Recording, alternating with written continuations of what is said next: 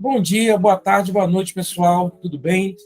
Meu nome é Vitor Brandão, tá? Eu estou aqui com mais uma aula do projeto que nós chamamos de Caminho do Concurso, né? Meu projeto de aulas voltado para concurso público, para você que quer passar aí num concurso aí num tribunal, ou um concurso militar, né? Dar essa levantada no teu econômica para você também, né? Então vem com a gente, vamos estudar um pouco também para vocês possam conseguir obter esse estão sonhado título, né? Você está aí no serviço público, poder realizar o seu sonho também, que é importante, né? Só não esquece, tá? Dá uma passadinha lá nas redes sociais antes de mais nada. Procura no Facebook, no Instagram, no Twitter, também no YouTube, tá? Inscreve no canal, deixa aquele like, ativa o sininho, compartilha o vídeo para que dê aquela força bacana para a gente, incentiva a gente a poder fazer mais vídeos iguais a esse, tá bom? Vamos começar a aula de hoje com interpretação de texto, como a gente sempre faz, né? Sempre dar um líder no texto, trabalhar um pouco de interpretação, depois nós vamos para a aula provavelmente de hoje, né? No sobre o relato de Elvira Lobato, lia-se ontem, nessa folha, a história de um Honda Fit abandonado em uma rua do Rio de Janeiro, com a cabeça sobre o capô e os corpos de dois jovens negros retalhados a machadadas no interior do veículo. Prossegue o relato. A reação dos moradores foi tão chocante como os brutais mutilações. Vários moradores buscaram seus celulares para fotografar os corpos e os mais jovens riram e fizeram troça dos corpos, né? Em relação a esse trecho, a ação de ler expressa em lia-se tem como agente a letra A, um grupo generalizado de leitores. Letra B, apenas Elvira Lobato, uma vez que ela é a autora do artigo referido pelo autor. Letra C, apenas o relato de Elvira Lobato, pois é ele que exerce a ação expressa pelo verbo. Exclusivamente o próprio autor desse artigo, né, Clóvis Rossi, porque só ele pôde ter acesso ao texto. Somente os jovens negros referidos no artigo, pois o que aconteceu com eles é o centro desse artigo. Podem fazer. Na questão 1, gente, era interessante que vocês observassem, né, quando o autor ele fala lia-se ontem, né, ele está remetendo uma coisa que, no caso, um texto que já foi dito, né, está contando uma história que já foi escrita, né, você nota que é um texto jornalístico, né, ele está falando de uma notícia que foi dada no jornal, e ele está remetendo uma coisa que já aconteceu, né, falando de ontem. Então, assim, talvez a dúvida ficaria mais, né, entre as pessoas, talvez o autor do texto, né, tivesse aquele lia-se se referindo ao autor do texto, mas ele coloca na terceira pessoa, então assim, não poderia ser ele, né? Então a resposta correta é a letra A. Quando ele fala lia-se, né, ele está se referindo ao quê? A um grupo generalizado de leitores, pode ser uma, duas, que não precisa ser exatamente ser uma, mas pode ser N pessoas, né? E está colocando realmente aquilo ali que já foi feito, né? Está colocando um passado recente, né? Uma coisa que já aconteceu. Então, resposta correta, letra A. Na 2, vocês vão usar o mesmo texto, tá? E em relação ao trecho, a reação dos moradores foi tão chocante como as brutais mutilações, é possível afirmar que a conjunção como estabelece o sentido de letra A, causa, letra B, comparação, letra C, consequência, letra D, concessão ou letra E, conformidade. Podem fazer. Na questão 2, gente, também simples, fácil, bem tranquila, a relação do como, né? Ele estabelece naquela oração uma oração de comparação, letra B é a nossa resposta. Reparem bem, gente, que na oração a reação dos moradores foi tão chocante como as brutais mutilações, né? Tem um verbo omisso, né? Tem um verbo subtendido. Você pode parar bem ali que a reação dos moradores foi tão chocante como foi, né, as brutais mutilações.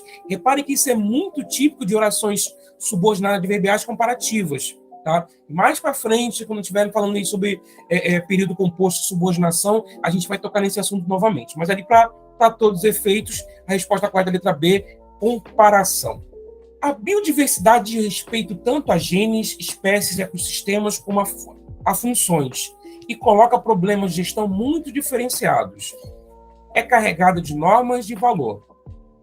Proteger a biodiversidade pode significar a eliminação da ação humana, como é proposta da ecologia radical, a proteção das populações cujos sistemas de produção e cultura repousam num dado ecossistema, a defesa dos interesses comerciais de firmas que utilizam a biodiversidade como matéria-prima para produzir mercadorias. De acordo com o texto, no tratamento da questão da biodiversidade no planeta, letra A, o principal desafio é conhecer todos os problemas do ecossistema para conseguir protegê-los na ação humana. Letra B, os direitos e os interesses comerciais dos produtores devem ser defendidos independentemente do equilíbrio ecológico. Letra C, deve-se valorizar o equilíbrio do meio ambiente, ignorando-se os conflitos gerados pelo uso da terra e seus recursos. Letra D, o enfoque ecológico é mais importante do que o social, pois a necessidade das populações não deve constituir preocupação para ninguém. Ou letra E, há diferentes visões em jogo, tanto as que só consideram aspectos ecológicos, como as que levam em conta aspectos sociais e econômicos. Podem fazer. Na questão 3, gente, a resposta correta é a letra A, tá?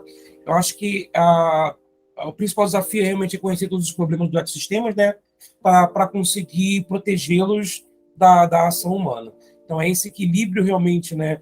E conhecer os problemas para proteger conhecer os problemas do ecossistema para poder proteger da ação humana, né? Que realmente tem relação melhor com o texto. Então, a resposta correta é a letra A, também bem fácil, bem tranquila. Na 4, né, a característica da relação do adulto com o velho é a falta de reciprocidade que se pode traduzir numa tolerância sem calor da sinceridade. Não se discute com o velho, não se confrontam opiniões com as dele, negando-lhe a oportunidade de desenvolver o que só se permite aos amigos: a alteridade, a contradição, o afrontamento e mesmo o conflito. Quantas relações humanas são pobres e banais porque deixamos que o outro se expresse de modo repetitivo e porque nos desviamos das áreas de atrito, os pontos vitais de tudo que nosso confronto pudesse causar o crescimento e a dor.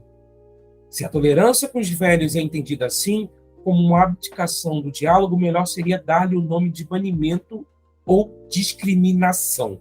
Na avaliação da autora, o que habitualmente caracteriza a relação do adulto com o velho é: letra A, os interesses do adulto pelo confronto de ideias, expressando uma tolerância que atua como discriminação do velho.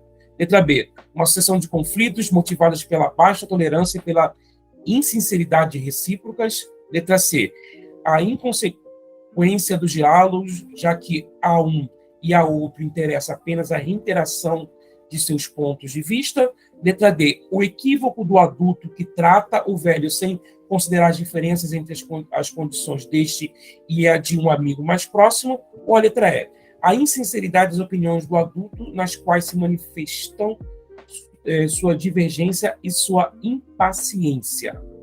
Podem fazer. Na questão 4, gente, era importante vocês focarem na ideia do texto, né? Que é justamente essa falta de embate, né? Que os adultos não têm com os mais velhos, né? Com os mais idosos. Eu acho que o ponto central do texto gira em cima disso, falando sobre essa questão dos mais velhos, né? Dos adultos não querem esse confronto, né? Acabarem aceitando mais que os mais velhos acabam fazendo, né? Falando também, né? Não tem esse confronto de opiniões. Então, a resposta correta era a letra A, tá?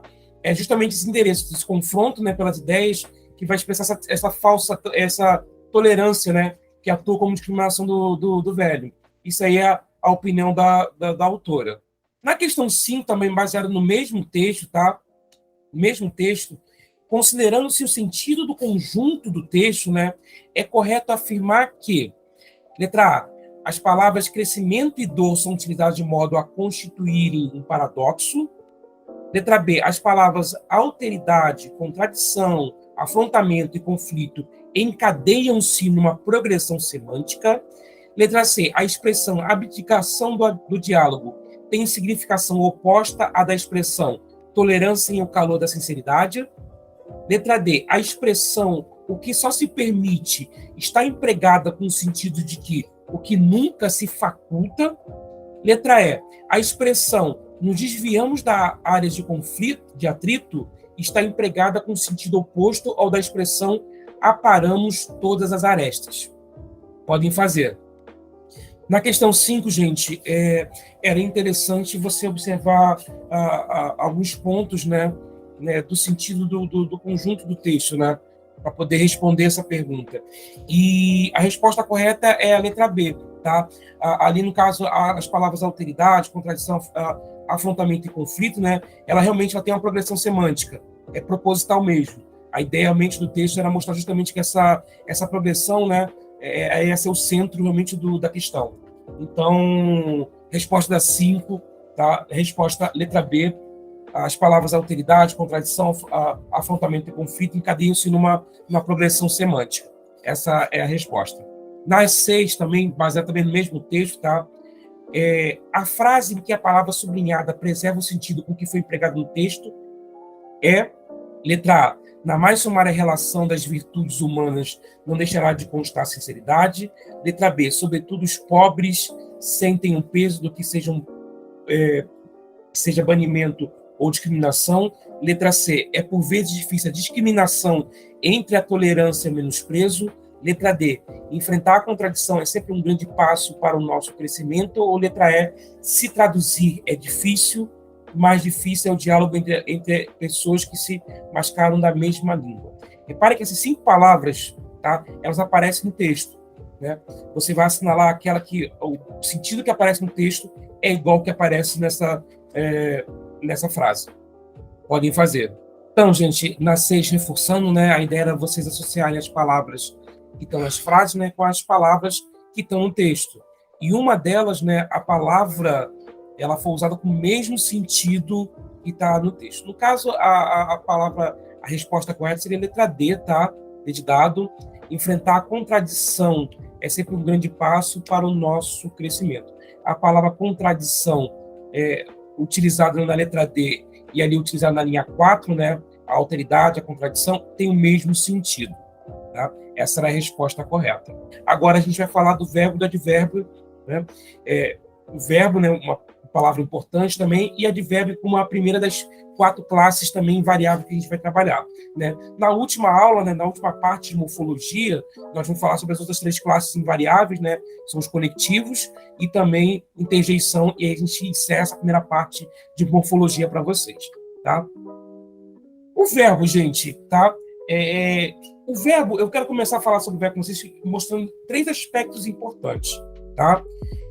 No aspecto morfológico, né, que é o que vai dar mais ênfase para a nossa aula, que é a aula de morfologia, o verbo é uma palavra passiva de conjugação, por isso que só a flexão, né?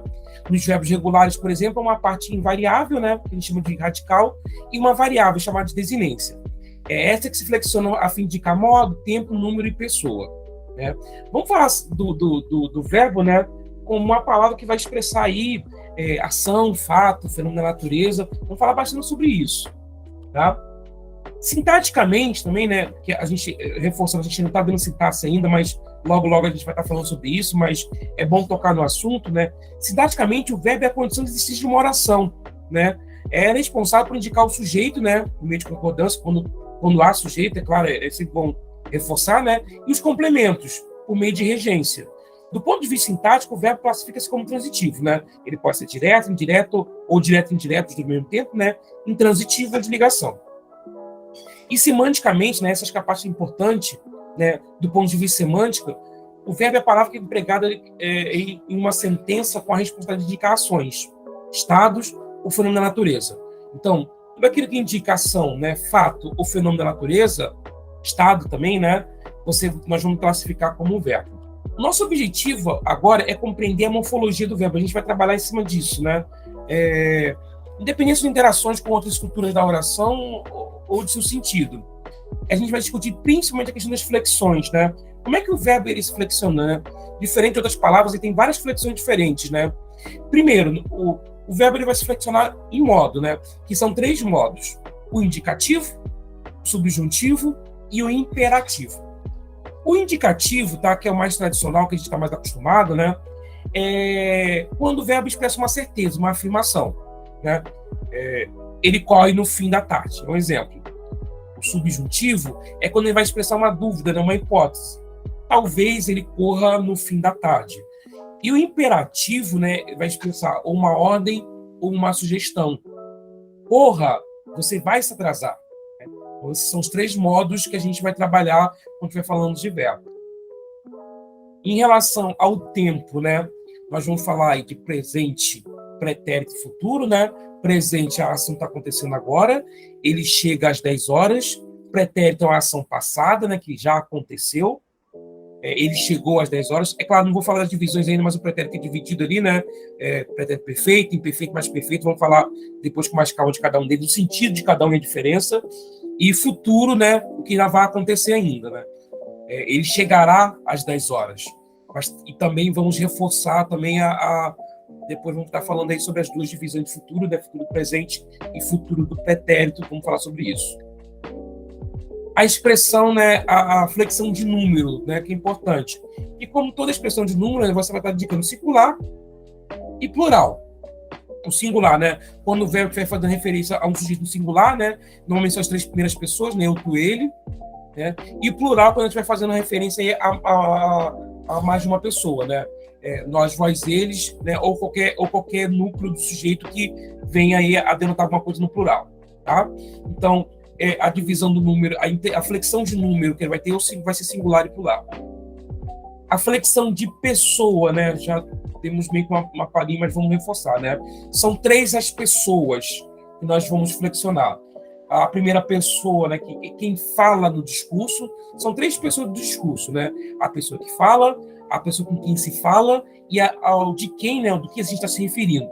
Então, a primeira pessoa, que é quem se fala no discurso, né? Que pode ser a primeira pessoa no singular, eu, ou a primeira pessoa no singular, no plural, nós.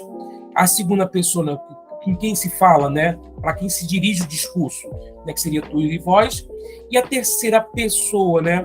De quem do que está se falando. Pode ser ele ou ela, ou eles ou elas, singular e plural, respectivamente. Tá? E vamos estar falando de vozes também, né? Também uma flexão importante no verbo. Lembrando, voz é um tema interessante que vira e mexe, a gente vai voltar a falar aqui em outros assuntos, a gente vai estar sempre retomando essa questão, mas para efeito de estudo do verbo, né, lembrar que são 3 vozes, voz ativa, passiva e reflexiva. Na voz ativa, né, vamos colocar assim, né, o sujeito pratica a ação, tá, expressa pelo verbo. Na passiva, o sujeito é paciente, então, ou seja, ele sofre ou recebe ou desfruta da ação. E a passiva ela pode ser analítica ou sintética, né? Na analítica, você vai usar ali uma locução verbal, tá? E na sintética, você vai usar ali o verbo acompanhado da partícula ser. E a voz reflexiva, onde você vai trabalhar o que ali? O sujeito, ao mesmo tempo, ele é agente e é paciente, ou seja, ele produz a ação e ele mesmo recebe a ação, né? No caso de voz ativa, um exemplo ali, o gato apanhou o rato, né? É um exemplo de voz ativa. Na voz passiva analítica, a gente tem como exemplo, o rato foi apanhado pelo gato, né? Para que é a inversão. E apanha-se rato, né? Seria a versão dele na sintética. E a gente pode dar um exemplo da voz reflexiva, né? Quando ele pratica e recebe ação. Como é o caso ali, feriu-se com a faca. Repara, ele mesmo pratica a ação de ferir, né? E ele recebe a ação de ferir. Então, ferir-se com a faca é um exemplo de voz reflexiva.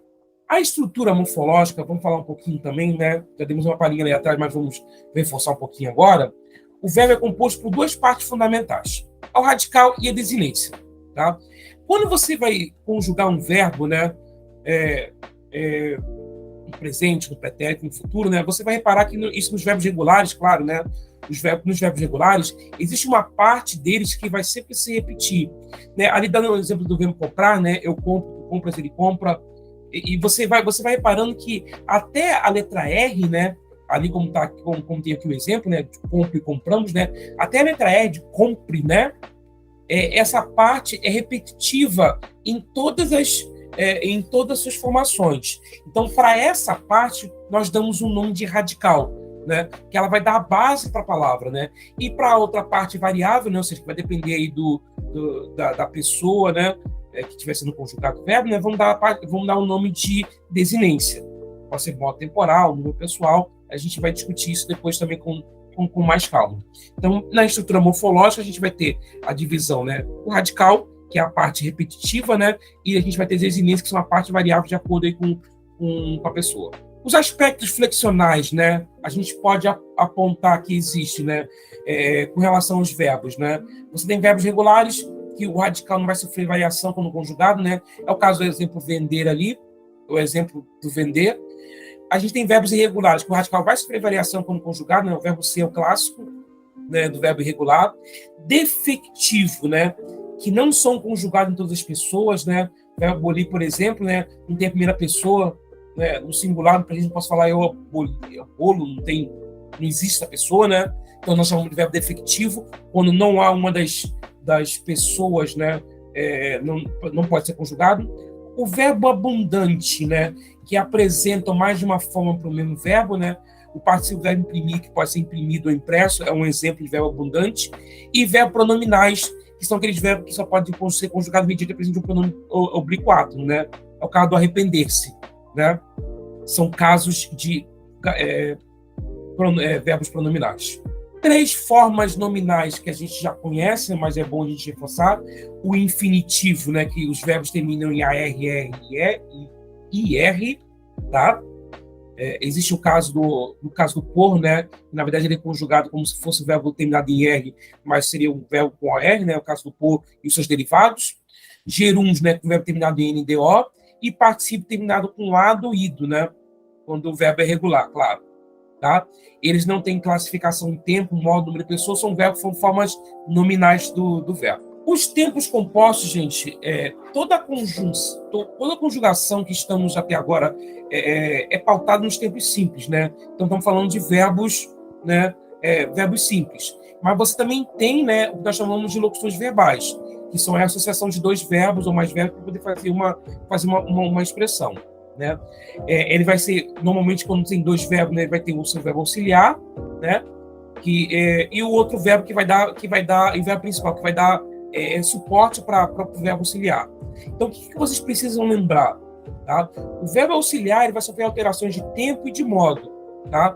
E são eles que definirão, né, o tempo que nós chamamos de tempo composto. Tá? Então, por exemplo, como é que é feito o pretérito perfeito composto?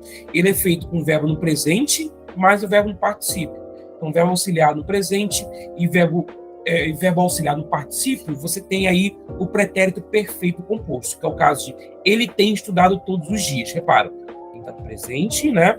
E o estudado está no particípio. Beleza, a gente tem o pretérito perfeito composto. Então, pretérito perfeito composto é feito pelo presente mais o particípio.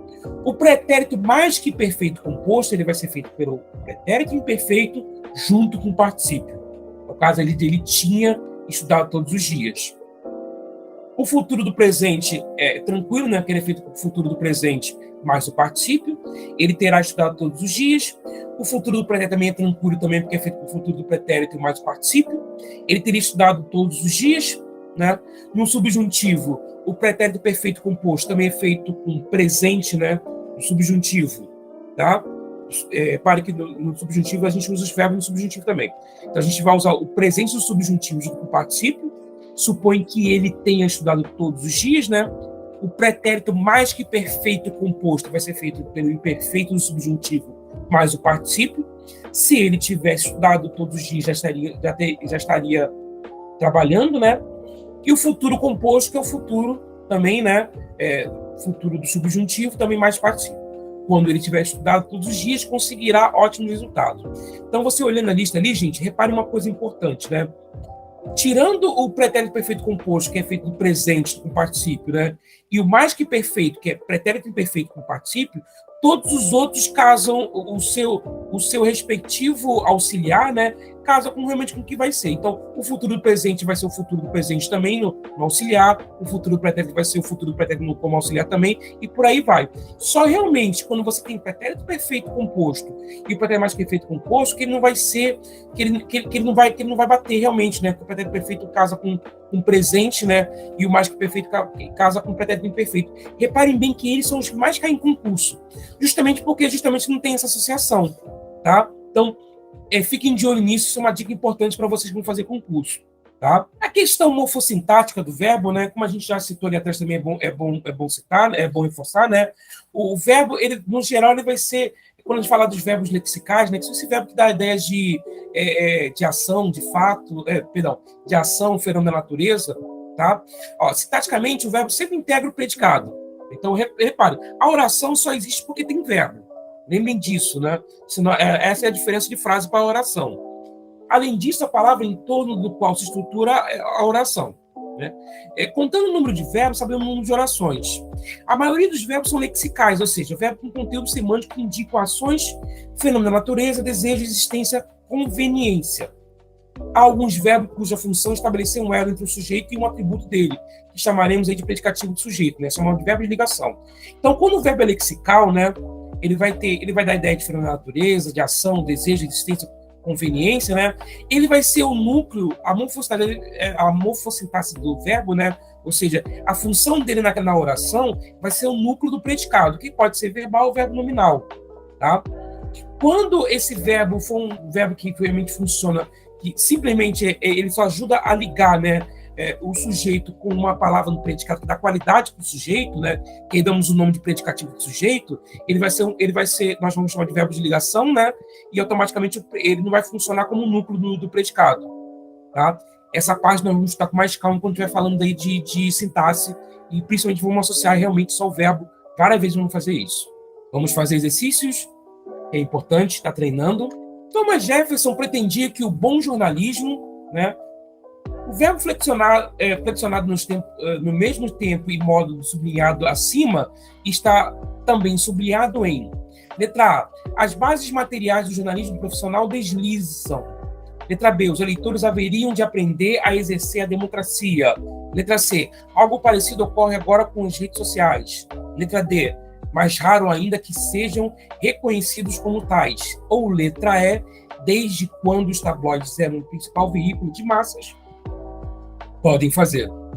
Não, gente, Thomas Jefferson pretendia, né, que o bom jornalismo, né, seria interessante que vocês observassem que ele está no pretérito imperfeito, né? Então, a resposta correta para você seria a letra E, tá? Desde quando os tabloides eram o principal veículo de massas, né? Letra E está no pretérito imperfeito do indicativo, tá? Como também está sublinhado também a letra E. A letra A, só para vocês terem noção, né, é presente. A letra B, futuro. Letra C, presente do indicativo. E na letra D, presente subjuntivo. Legal?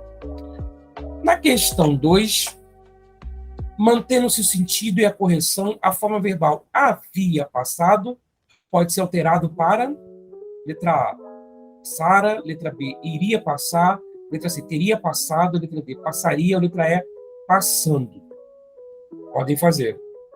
Na 2, gente, a resposta correta estaria na letra A, tá? Passara. É lembrar o quê, né? Havia passado é o quê? É pretérito mais que perfeito composto.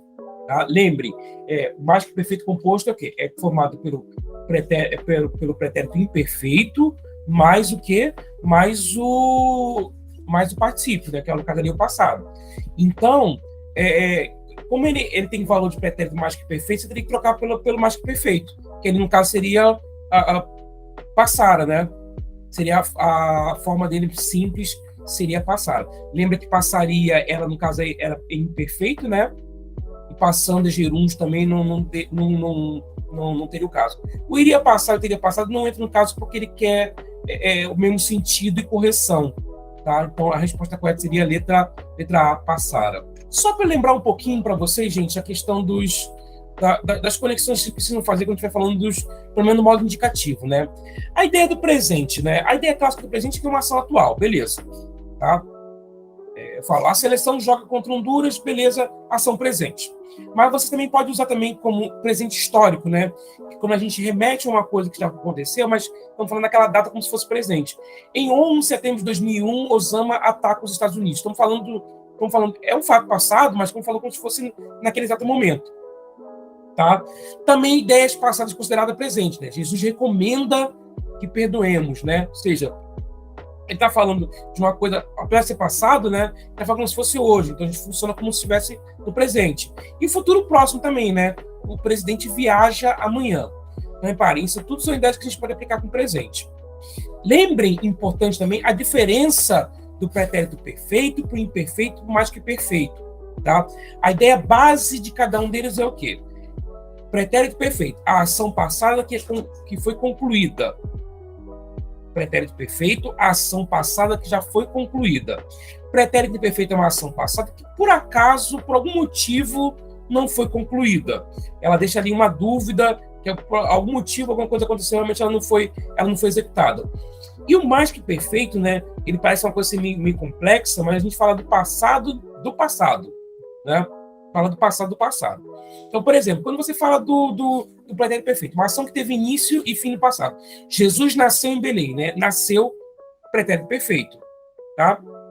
Pretérito imperfeito, ação passada, mas inconclusiva. Ó, ele trabalhava com o sogro. Ele não trabalhou, ele trabalhava. Então, aconteceu alguma coisa, né? Então, aquela ideia de trabalhar foi inconclusiva. Tá? Não foi concluída. E quando falar do mais que perfeito, vamos falar do quê? Né? Uma ação do passado, anterior a outra ação do passado. Né? Então, o que acontece? Eu falo assim, quando o filho almoçou, sua mãe já comera, né? Já almoçara, né? Ou seja, é uma ação passada que já aconteceu antes do passado. Quando eu falo quando o filho almoçou, né, já é uma ação passada. E a mãe, no caso, já tinha comido antes. Então, ou seja, ação passada realizada no passado. Lembrem disso, é importante. Os dois futuros também, eu acho que também não tem muito mistério, mas é bom a gente reforçar, né? Estamos falando do futuro do presente. É o fato posterior ao momento que se fala. Então, ó, direi a verdade do juiz. É uma ação que vai acontecer logo, sabe? Então, estamos falando de uma ação futura que já vai acontecer, né? E o futuro do pretérito é aquele fato hipotético, posterior a um fato passado. Isso traria prejuízo para uma empresa. Então, vai acontecer, é um fato realmente futuro que associa ideias de passado, tá? Ideias para vocês poderem memorizar também, que é importante. Na questão 3, de que a atividade humana contribuíra significativamente para esse aumento? O emprego da forma verbal grifada acima denota, considerando-se o contexto, letra A, ação real a ser obtida no futuro em relação a outra no presente. Condição passível de ser realizada até mesmo no presente. Incerteza da realização de uma ação no futuro próximo. Possibilidade futura que depende de uma condição anterior. Ou letra E, fato passado em relação a outro também passado. Podem fazer. A 3, pessoal, a resposta correta é letra E, tá? Lembrem que contribuir, no caso ali, é pretérito mais que perfeito, né? E justamente a função do pretérito mais que perfeito é essa, né? É um fato passado em relação a outro também passado. Então, resposta correta, letra E, sem sombra de dúvida, bem fácil, bem tranquila. A 4, a correspondência correta entre os tempos e modos verbais na seguinte frase. Letra A. É preciso que se aumente o investimento em pesquisa para que o agronegócio brasileiro não precisasse importar tanto maquinário. Letra B. Se houvesse maior difusão das novas tecnologias, o agronegócio brasileiro será uma das principais áreas a se beneficiar. Letra C. O presidente da Embrapa demonstrou convicção ao defender que as novas tecnologias revolucionarão o futuro do agronegócio. Letra D. A agricultura de precisão já esteja sendo necessária nos dias atuais, mas talvez estivesse mais determinante para o futuro do agronegócio. Letra E. Quando a carne produzida em laboratório tiver amplo consumo, é que poderíamos dizer que os recursos gastos em seu desenvolvimento sejam válidos. Reparem que os pares de verbos, né, utilizados, a maioria deles não casam. Só um deles, realmente, você vai casar, você vai ter o sentido coerente.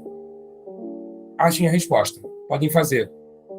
Pessoal, na 4, né, fazer a correspondência entre os tempos e modos verbais, né, pela leitura você conseguiria matar algumas questões, né, você já viria que os tempos realmente não casam com alguns, não podem casar com 4, né, uma seria a resposta, mas vamos lá, mostrando a resposta para vocês, a resposta correta é a letra C, tá? O presidente da Embrapa demonstrou convicção a defender que as novas tecnologias revolucionarão o futuro do agronegócio. Essa que está mais... Cara, mas vamos olhar as demais, né? A letra A, acho que era bem visível, né? que realmente o aumente e precisasse, realmente não estava realmente casando, né? Se a ação em presente, ela não pode gerar uma finalidade no passado, né? Então não teria muita lógica, né? A letra B, o houvesse também o será não se relaciona, né? Uma hipótese no passado pode gerar uma incerteza no futuro, uma certeza no futuro, né? Então realmente não casaria. A letra D, olha, o verbo estaja já está inadequado, né? A agricultura de precisão já esteja sendo necessária, já não casaria, já não estaria correlacionado ali, correto, né? O texto tem que indicar certeza. Ele precisa ter indicativo. Então, também sem chance. E a letra E também, né? Os verbos tiver e poderiam não se correlacionam. Uma ação no futuro não pode gerar uma hipótese no futuro do pretérito. Não teria muito sentido. Então, a resposta correta é a letra C. É a resposta. A 5, uma tendência que já coroava as edições anteriores do prêmio. O verbo flexionado nos mesmos tempos e modo do que se encontra acima está sublinhado em letra A, por meio do qual definia uma suposta obra de arte. Letra B, o novo prêmio atenderia ao mercado. Letra C, ou que o contraria. Letra D, o leitor elegerá títulos apenas entre os finalistas. Ou letra E, ele contempla os títulos com mais chances. Podem fazer. Na 5, pessoal, coroava está no pretérito imperfeito, né? Então, a resposta correta é a letra A, tá? Definia, tá? Tanto coroava como definida no pretérito imperfeito do indicativo. Contraria e contempla está no presente do indicativo, atenderia futuro do pretérito e elegerá é futuro do presente. Tá? Notem, gente, que propositalmente, tá?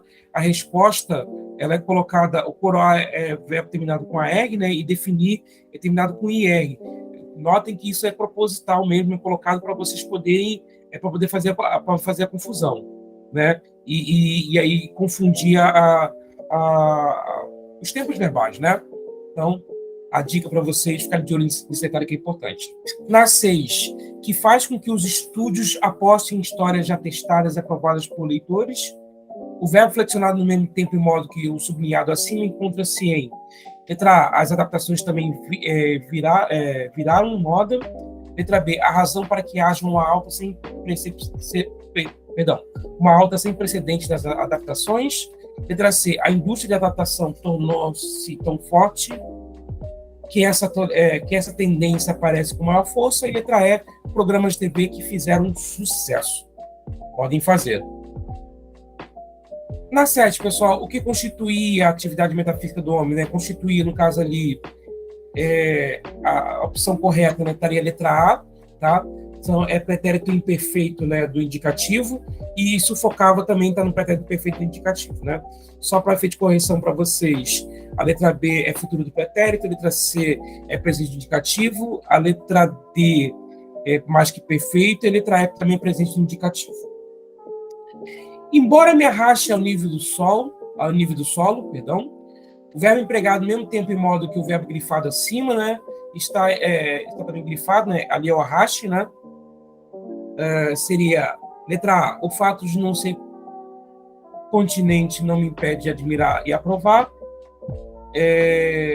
Letra B, contrariamente ao que ocorre em geral. Letra C, mesmo quando as pernas fraquejam. Letra D, aspiro particularmente a que julguem cada qual como é. E letra E, não cometo esse erro tão comum de julgar os outros por mim. Podem fazer.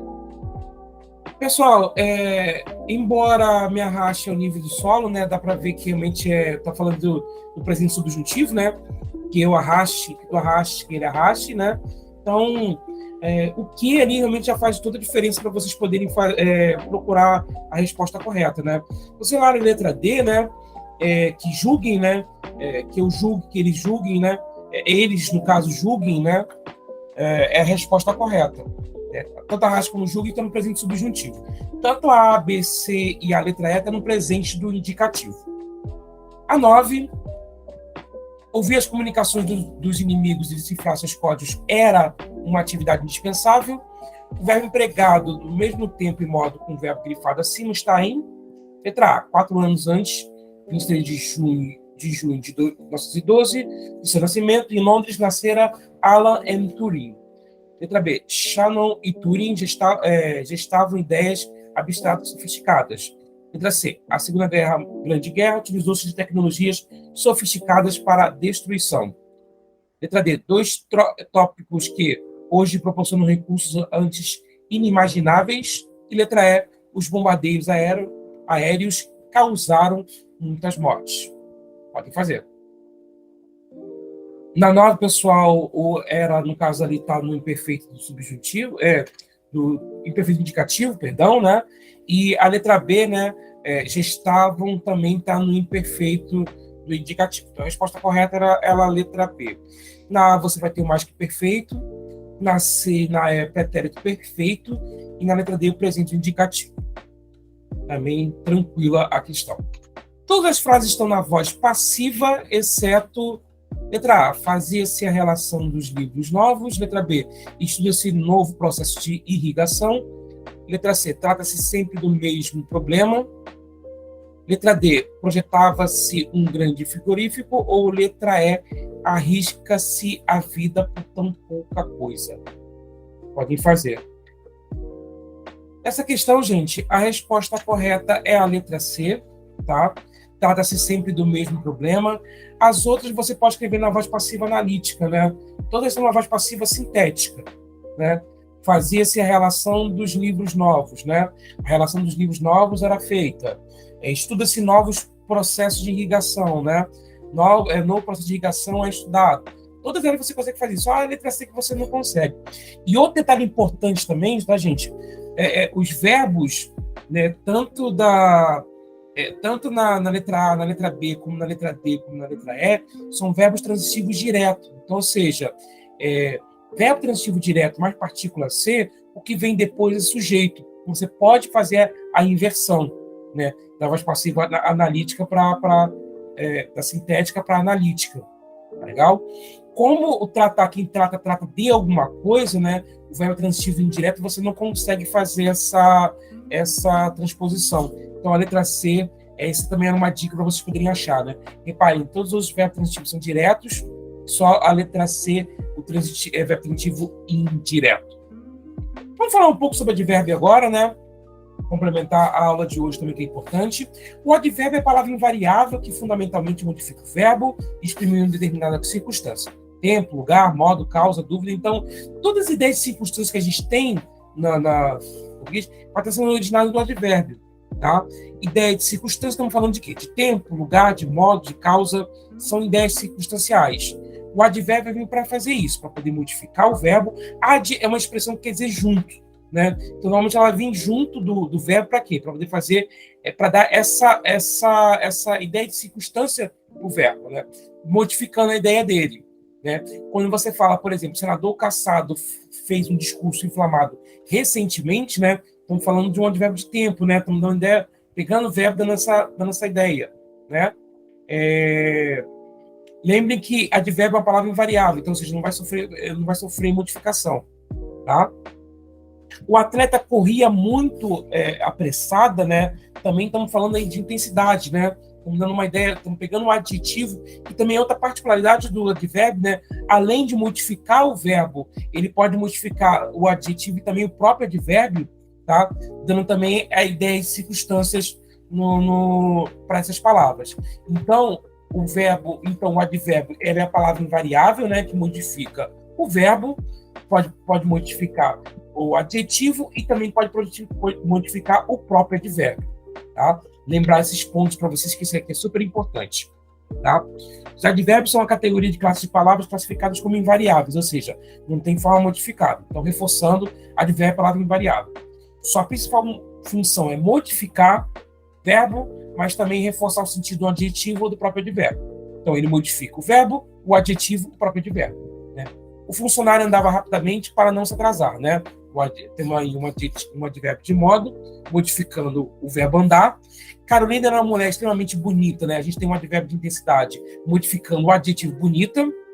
E tem umas amigas que chegaram cedo demais para o espetáculo teatral. Repara bem, ó, cedo tá modificando a ideia de demais, né? Então, o advérbio ali modificando a ideia de outro advérbio. Também característica dos advérbios. Alguns advérbios que vocês podem dar uma olhada também, né, que é interessante. Advérbio de afirmação, sim, certamente, efetivamente, realmente. Advérbio de dúvida, acaso, porventura, possivelmente, provavelmente, quiçá, talvez. Advérbio de intensidade, assaz, bastante, bem, demais, mais, menos, muito, poucos. E por aí vai, né? Temos advérbio de lugar, de modo, de negação, de tempo. Tem outros advérbios que não estão nessa lista, como advérbio de instrumento, por exemplo, né? Também que complementa também essa lista. Bacana, a lista serve para você dar uma olhada, para você ter uma referência. Nunca é legal ficar decorando advérbios, tá? Mas é legal você ter as ideias na cabeça, também que é importante. Ideias como afirmação, dúvida, intensidade, é legal você ter, vale a pena. Praticando, tá? Um pouquinho de exercício que é importante. As lutas sociais sofrem um assédio cada vez mais agressivo da globalização. O vocábulo agressivo desempenha a função morfológica de advérbio, referindo-se ao termo assédio. Pode ser, portanto, substituído por agressivamente. Está certo ou errado? Podem fazer. A número 1, pessoal, ela está incorreta, tá? Reparem bem que agressivo ele está apontando para assédio, como o próprio nome diz, mas assédio, aqui no caso, é substantivo. Tá? Então, como substantivo, né, você tem uma palavra dando característica, apontando para um substantivo, a palavra agressiva ali é adjetivo. E vocês sabem, adjetivo, no caso, aponta para um substantivo, automaticamente não é advérbio, então a resposta é errada. Tá? Ele não pode ser trocado por agressivamente, porque não é advérbio, aquilo ali é um adjetivo. Tá? Então, tá incorreta, tá errado. O termo social se caracteriza por ser um advérbio em que se refere a desenvolvido, na expressão abaixo, no texto abaixo. Os mais de 900 mil profissionais das áreas de engenharia, arquitetura e agronomia não se furtarão a tarefa de ajudar a transformar o Brasil em um país social e economicamente desenvolvido. Está certo ou errado? Vamos lá, pessoal. A 2, ela tem um tema assim, bem sutil que vale a pena a gente poder analisar e avaliar, tá? Só para efeitos para vocês, ela está correta, tá? Eu quero mostrar para vocês por quê. A palavra social, né? Ali você precisa realmente ter uma sutileza de ver que a expressão em um país social economicamente desenvolvido, né? Que o adjetivo que corresponde ao país é desenvolvido. Ou seja, desenvolvido é adjetivo. E no caso, tanto social como economicamente, ele está alterando a ideia de desenvolvido. Ou seja, função típica de advérbio. E ali tem uma questão interessante que, assim, quando você tem vários advérbios listados, né, até por uma questão de elegância de escrita, você pode colocar só o último com a terminação mente. E foi o que ele fez ali, colocou social e economicamente desenvolvido. Para muitos de vocês, né, o economicamente é o advérbio e o social poderia estar apontando para o país, mas não. Ele está apontando, na verdade, para desenvolvido. Porque, na verdade, você tem que pensar assim, o Brasil em um país social e economicamente desenvolvido, beleza, mas, na verdade, você pode olhar para Brasil em um país desenvolvido social e economicamente, ou socialmente e economicamente. Tá? Então, o social está apontando para desenvolvido, que é adjetivo, logo tem função, sim, de advérbio e está correta. A 3. Caso se substituísse o vocábulo concreta por concreto, não haveria prejuízo para a correção gramatical e para o sentido originais do texto, já que esse novo termo concordaria com a expressão ordenamento jurídico. Está correto? Certo ou errado? Vamos ver aqui no texto. No caso de não se acreditar em valores absolutos, o problema da justiça ou da injustiça de uma norma tem um sentido. Equivale a perguntar se essa norma é apta ou não a realizar os valores históricos que inspiram esse ordenamento jurídico concreta e historicamente determinado. Certo ou errado, gente? Podem fazer. Na 3, pessoal, a resposta está errada, tá? Não é possível fazer a troca. Tá? Analisando o texto, temos que valores históricos se inspiram no ordenamento jurídico concretamente, né? Historicamente, ou seja, essas duas palavras têm valor de advérbio, e advérbio você sabe que é palavra invariável, ou seja, não pode variar, tire número, então a resposta está errada. A palavra bastante, em reduzindo bastante a extensão de tubulação necessária, denota intensidade. Fora do contexto, pode integrar o grupo de adjetivos, sendo, portanto, passível de flexão de número. Certo ou errado? Podem fazer. Na 4, pessoal, a resposta está certa, tá? Reparem que bastante realmente, né, se ligando ao verbo reduzindo, né, é advérbio de intensidade. E em alguns casos ele pode ser pronome adjetivo indefinido, pronome definido, tá? Então, aí ele pode ser meio flexionado, passivo de flexão de número, nesses casos, tá? Como ele fala ali, né, ele pode ter, fora de contexto, né, ele pode pegar um grupo de adjetivos. Então, a resposta está certa, está correta. Assinale abaixo a alternativa cuja frase, a palavra bastante, possa ser corretamente classificada como um advérbio. Letra A, há bastante comida para o jantar. Letra B, o vinho não é bastante. Letra C, ele já foi bastante rico. Letra D, chega, você já falou o bastante. Podem fazer. Letra 5, pessoal, acho que a dica para vocês fazerem a questão, né, é olhar justamente para onde a palavra bastante está apontando, né? E como advérbio não vai flexionar, né, isso aí já está reforçado para vocês, mas também é olhar justamente para onde ela está apontando, né? Então, olha, reparem bem para onde está apontando a palavra bastante na letra A, né? Ela está conectando a palavra comida. Comida é substantivo, então letra A não poderia ser. A letra B também não, porque ela aponta, quando ele fala o vinho não é bastante, né? Bastante está apontando para vinho, que é substantivo. A letra D, então, quando ele fala o bastante, bastante ali no caso funciona como substantivo, que é antecedido por um artigo o, né?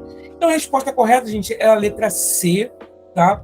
Ele foi bastante rico, né? Bastante está apontando para rico, que é adjetivo, né? Automaticamente essa era a resposta correta, né? Então a que funciona como advérbio é a letra C, ele já foi bastante rico. Na 6, assinale a opção que completa adequadamente as lacunas do período seguinte.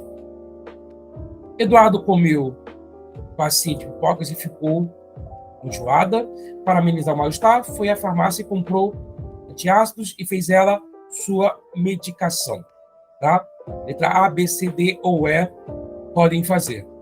Na 6, gente, a opção correta era a letra E. Tá? Toda vez que couber, né, um pouco, né? Então a gente vai vamos usar meia, né? Comeu meia bacia, beleza. O meia ali, no caso, apontando para a bacia. Todas as respostas tinham meia, né? Então não tinha dúvida, né? Na segunda, né, que ficou meio enjoada, você ficava, ou era meio, né? Ou tá apontando, para quem tá apontando, né? No caso, o meia, para se referir a metade, no caso, no sentido de metade, não é o caso ali, né? No sentido de metade, então a gente vai usar meio. Ali no caso, gente, a palavra bastante a gente vai usar porque está apontando, na verdade, para antiácidos, né? No caso, e a última, né?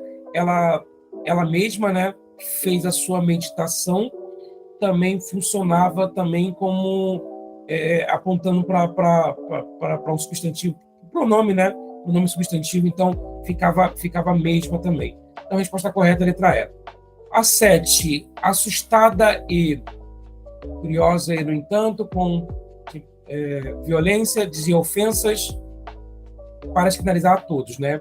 Preenche corretamente as lacunas, letra A, B, C ou D. As palavras meio, menos, né? Bastante, bastantes, podem fazer.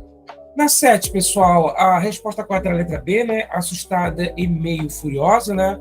Repare que meio ali está apontando para furiosa, que é adjetivo, então funciona como advérbio, beleza? Lembrem, gente, que a palavra menos não existe, tá? A palavra menos não existe, tá? Ofensa em substantivo, portanto, a palavra bastante deve fazer a concordância, né? E quando bastante é empregada após o substantivo, é caracterizada como adjetivo. Essa dica do bastante que vem depois do substantivo, né? Ver com o adjetivo, também é importante para ajudar vocês a diferenciar o bastante quando é verbo e o bastante quando é adjetivo. O bastante, quando vem depois do substantivo, ele vai ser adjetivo. Ajuda bastante também. A 8. Feitas as necessárias alterações na grafia das palavras, o deslocamento do vocábulo certa para logo após o substantivo a que se refere manteria a correção gramatical no sentido original do texto. O texto, né? Apesar de certa retenção em 2012, o valor da maioria dos metais tende a continuar em alta. Isso está certo ou errado? Na 8, pessoal, ela está errada, tá? Não pela questão gramatical, tá? A questão gramaticalmente, a palavra certa, antes e depois do não faria muita diferença, né? O que faria realmente diferença realmente é a questão do sentido. Porque quando você desloca certa retenção, né, e retenção certa, o sentido da palavra, né, você modifica.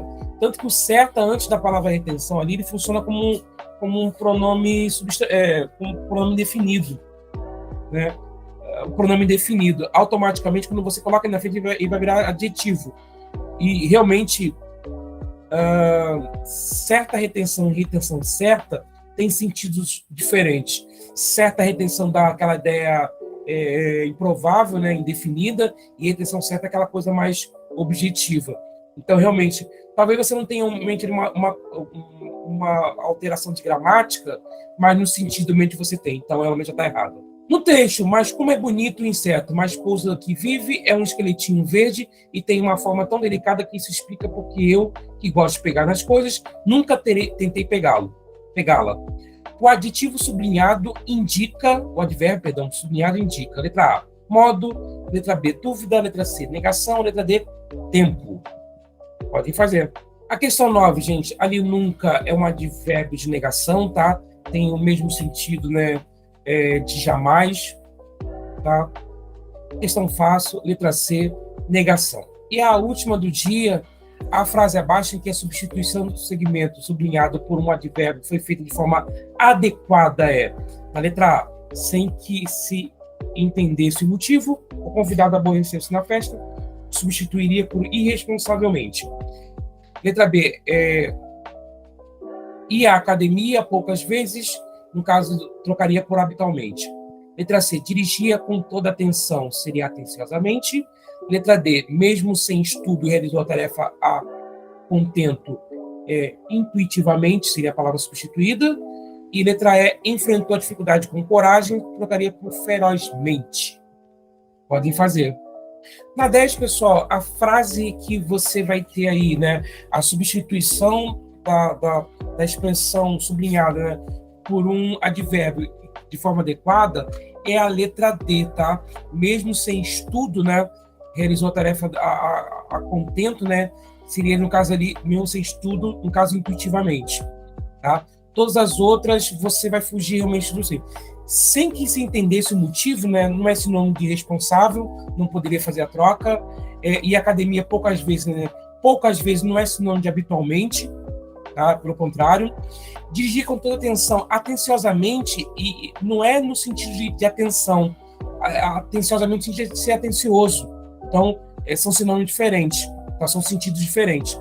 E também enfrentou com dificuldade, com coragem, ferozmente, são coisas também opostas, também não encaixaria. Então, a resposta correta, letra D de dado, mesmo sem estudo, realizou a tarefa a contento, você trocaria por intuitivamente, tá?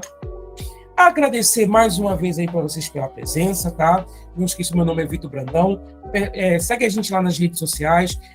Pode me procurar também no meu Linktree, tá? Link.ee, né? Linktree/caminho do concurso, tá? Procura a gente nas redes sociais, Facebook, Instagram, Twitter. Inscreve no canal, deixa o like, ativa o sininho e compartilha esse vídeo, dá essa força pra gente, tá? Não esqueçam, meu nome é Vitor Brandão e eu tô aqui para ensinar para vocês o caminho do concurso. Boa noite. Obrigado mais uma vez. Tchau, tchau.